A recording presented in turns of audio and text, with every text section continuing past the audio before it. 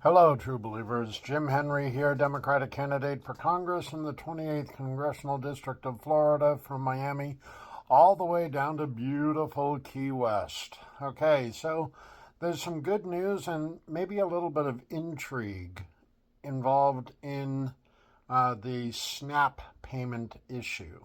In case you haven't already heard it, as I understand it, there's a federal judge in Boston who has not yet issued her order, but she's basically giving the government until Monday, as I understand it, to tell her which option they like.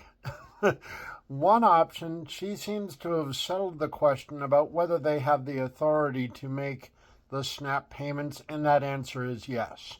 However, the money that was made available when Congress set up the contingency funds for the month of November in the event of a shutdown, there, as I understand it, there's not enough to give full benefits to everyone, all 42 million people who are receiving SNAP.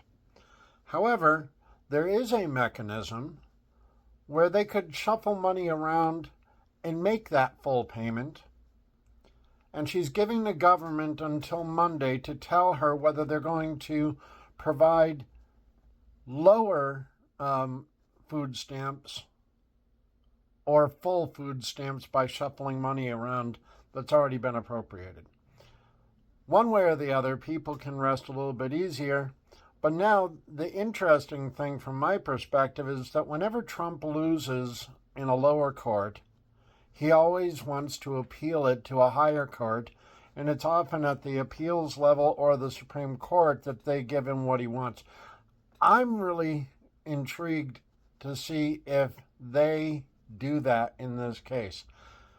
Nothing would surprise me, but it really feels perilous to me that he could be so mean-spirited as we head into the holidays to try to go out of his way to appeal a decision to make sure that ordinary average Americans feel the pain. I can't fathom that.